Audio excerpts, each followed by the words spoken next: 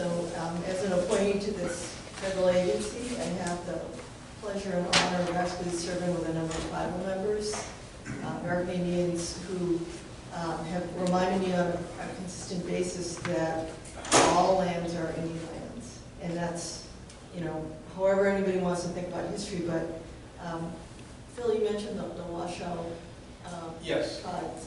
And do we have any sense, like, you can go into the history of how the land was, let's say, taken, but how about the current community? Is there an organization? Can you fill us in a little on that? Yeah, a little bit. I mentioned when I presented earlier today that in the early 2000s we put a plaque there at a petroglyph site that is actually not Washoe in origin. It is of the Martis people who are extinct, and the Washoe claim a cultural connection with them. That might not be ethnographically true, but it's true in the sense with the Washoe. So we actually worked with the Washoe tribe in that. The Washoe are a federally recognized tribe.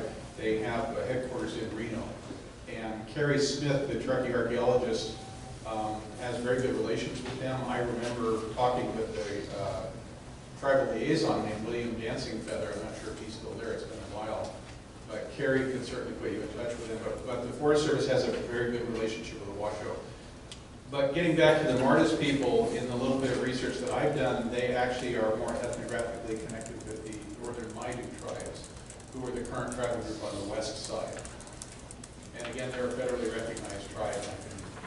I'd have to dig a little bit, I can put you in touch with their people and their headquarters in Auburn. But yeah, we have generally good relations with all the tribal groups. So just imagining, so we're, many of us here are Asian American or in spirit, and thinking about if not having been recognized, how is it that we're not recognizing other people who also are significant in occupying the site? So I think in my world, I would like to see this effort be kind of a template or an example of how we might be including more people that we might have not done through prior processes. So, yeah, we have I don't know what the time is. Do we have a planning time, or It's 12:30, so we'll switch over one to go into the concluding or next steps, right, for 1 to 2. Okay, we have another break before 1. Yeah. Okay, so we have like 20 minutes. I just wanted to say on that, one of the things that maybe some subcommittee of this group could do, it's the old notion of power mapping. If you've got a particular place that you want to go, and Summit Tunnel was the objective for preservation purposes, who are the mayors? Who are the Chamber of Commerce members? The tribal folks, the preservation folks, the ranchers and farmers, the community members who are out there, who are the people that are for and against, who are your elected representatives, again, at the local, state, and federal level. And one of the things, we've got that great map in the handouts, but to go with that, page 2 of the map of the Summit Tunnel, say that 5 times fast, Alan, area would be a power map, which talks about who in the community and who, in terms of the elected representatives, we need to talk to. And you run this the way Alice Paul used to run stuff when she was working for the National Women's Party and working on passage of the amendment that got women the right to vote. You do index cards on all your individual people. This was how she did it back in the day. We can use it on the laptop now. How they feel, how they vote, what they've attended, what they've said in the past. And it's the background research that then gives you a sense of everyone you need to talk to so that everybody's included, everybody's represented.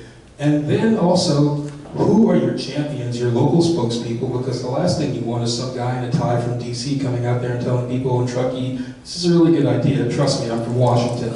That's not going to work. But you want to find the person who owns the drugstore, the gas station, the member of the Chamber of Commerce, the tribal representative who will say on your behalf, we have to have this. So developing that kind of information, I think, is critical and another step in the process of moving forward. So we need to think about who in this room or what subset of people would be responsible for putting together that power map. And then we go and talk to those people. Alan, I just wanted to add to what you're saying. Those are excellent points. And that is that several years ago there was a I don't know if you've ever heard this, it was a geotourism MOU that was put together with agencies, so it was Park Service, BLM, Forest Service, all the several departments that all signed on to it, and they did a series of pilots, and they developed a methodology which is exactly what you're talking about. And the whole idea was to get a buy-in on the civil side as well as the economic side of all the people that might have a stake in the area. And there was several successful pilots. I thought it was grand until apparently there was several like retirements that took place and it kind of killed that effort, unfortunately. But they had some good methodology, which is what you're talking about. The other thing was on the politics, and that's not to be underestimated at all.